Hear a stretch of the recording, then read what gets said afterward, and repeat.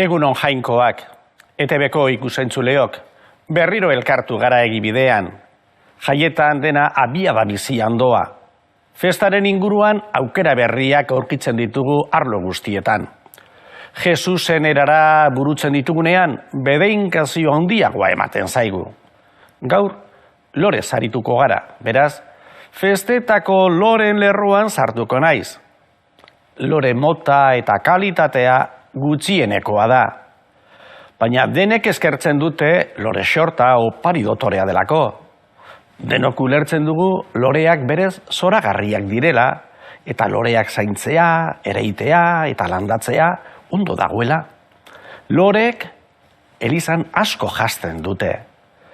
Kolore eta usaina bikainak oidira eta auzoan poza zabaldu egiten dute. Eta Jesus, Jose eta Maria apostolu edo edozein santu dela ere, apain ikusiko dute. Eliza bat lorez apaintzeak lan asko eskatzen du.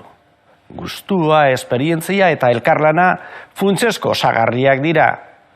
Eliza bakoitzeko lore arduradunak, kristau elkartearen azken posibilitateare ez dute baztertuko lore xorta ederrak biltzekotan. Eliztar guztiek ez dute baratze edo horturik loreak zaindu eta gero elizari eskaini alizateko. Baina elkartearen dinamismoa eta elizkideen parte hartzea, jendeetan itxaropen sentipen areagotzea benetakoa da. Eta aukera dutenak, ordea, festa bezperatan eramango dituzten euren loreak, eta elizaren edo aldarearen tamainaren arabera ekarriko dituzte euren sortak. Eskarmentu gehienak duenak moldatuko ditu lore zentroa edo zentroak. Inork ez du bertan fedearen emaitzarik ikusten, besterik gabe. Agian lore emate hutsa da, baina lorez gain harreman pertsonala dago jokoan. Edertasunaren eskaintza ez zaio egiten lorontziak etxukun jarri duenari. Jarritako lore guztiak jainkoari eskaintzen zaizkio. Loretan ekinkizun zehatzak dira.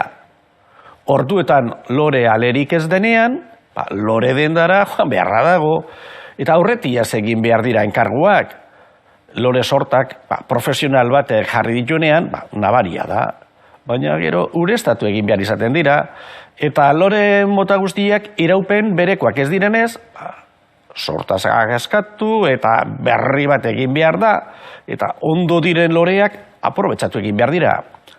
Loretan dabilenak, azkenean, ausardiaz beterik bere lehen dabiziko zentroa antolatuko du. Batzuk gaztetan hasi eta 60 urte beranduago oraindik lore zentroak apaintzen jarraitu izan dute. Hil bezpera arte, eta orain kuadrilla jator bat arituko da zeruko aldarean sortzez garbiaren edertasuna ederragotzen. Batzuk lore nazia elkarren artean trukatzen dute. Loreak zimeltzean, lorontziak kendu behar izaten dira, usaintzarra zaieztu arren. Lore ustelak konposterako ona dira, baina pisua dute, eta batzuetan beso senduak behar izaten dira, bere lekura eramateko. Festaren inguruan aukera berriak aurkitzen dira. Eta jaunaren erara egiten direnean, bedeinkazio handiagoa ematen zaie. Loreek jainkoari bere doain guztiak eskertu nahi dizkioten gizon eta emakumen otoitza errazten dute. Eta modu ederrean egiten dute, arrazoi korapilatzuak argudiatu beharri gabe. Erligiotasun gutxiko pertsonak ere gai dira ermitako lore apaingarriak miresteko. Erlijio espazio bat aipatzea, erabakitzen dutenek badakite aldareko oihalek eta beste 100 liturgiko batzuek eliza osoa ederrago egiten dutela.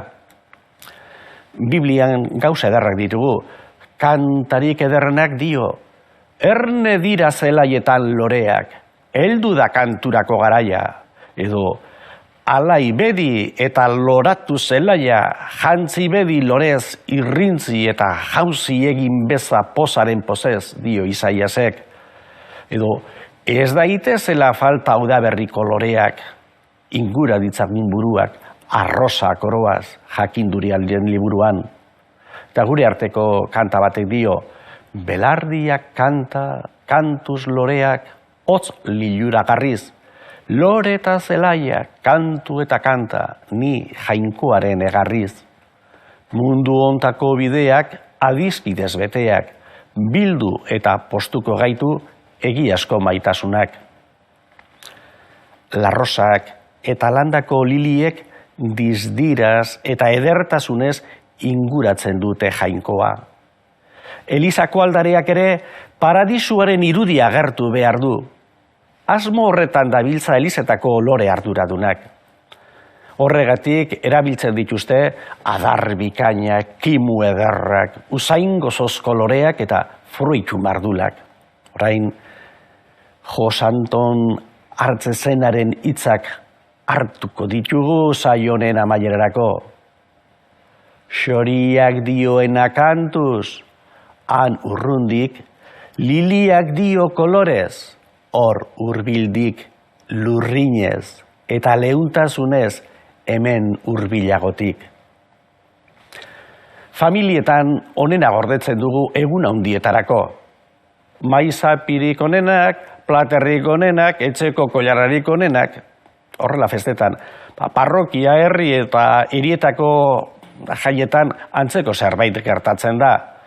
Gonbidatuaren eta familiaren mesederako ditugun gauza itxuroskoenak, hoietzek eskaintzen saiatzen gara. ETB-ko lagunok, gaurkoz nahikoa dugu. Hurrengo igandera arte, agur.